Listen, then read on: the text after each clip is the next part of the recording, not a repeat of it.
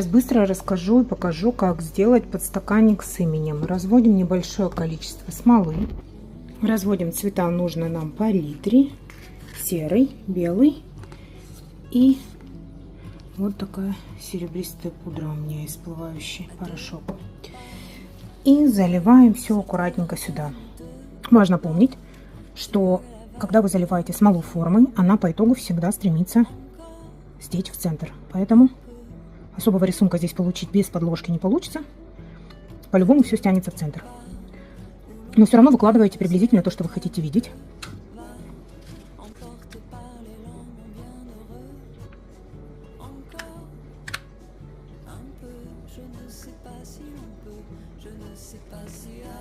Белый у меня оказался недостаточно плотным, и я решила добавить красителя.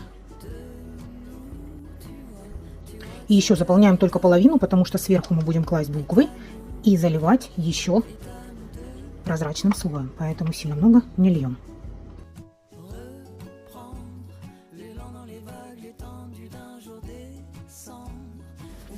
Теперь берем горелку и проходимся.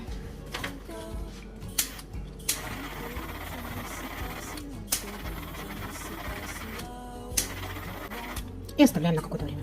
Все, я немножко распределила рисунок и оставила в таком виде. Напомню, что этот подстаканник я делаю в подарок вот этим часам. Ну и поэтому стиль приблизительно должен быть одинаковый. Ждем пару часов, потом кладем буквы, заливаем прозрачной смолой. И в какой-то момент обязательно включается сорока, и хочется добавить каких-нибудь блестюшек. Ну и, конечно, я не могу себе отказать в этом удовольствии. Итак, прошло часа, наверное, 3. Первый слой уже достаточно хорошо схватился. Мы можем вполне прикладывать имя. Я его заказала заранее, из акрила его вырезали. В общем-то, такой же, как и цифры. Вот как мы цифры заказываем. Там же можно заказать любую надпись, любое имя. Пленочку вот эту снимаем. Вот так оно выглядит. Теперь укладываем так, как нам нравится. Так, уложили, проверили, чтобы нам все нравилось. И теперь заливаем смолой. Не надо меня ругать, что я без перчаток. Я всегда в перчатках, но не сейчас. Так, все, заливаем. Проходим горелочкой от пузырьков и ждем полного застывания. Потом покажу. Останется только покрасить край, и все готово. Ну вот, в итоге, что у нас получилось.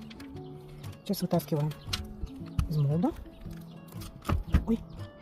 Вот, обрабатываем края вот эти острые, опиливаем, красим и готов. Берем пилку для ногтей и все острые части вот эти аккуратненько проходимся пилочкой. Теперь все протираем от пыли с обеих сторон, покрываем торцы по талии.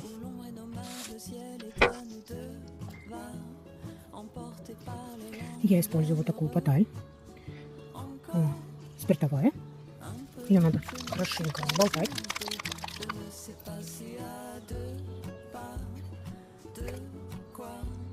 Ну, собственно говоря, красить.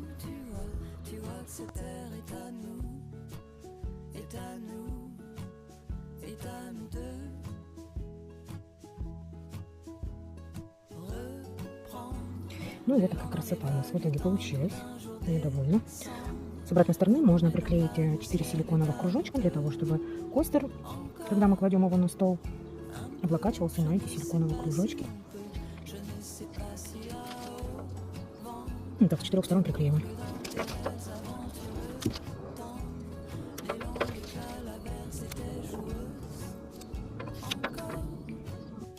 Ну и, конечно же, наслаждаемся результатом.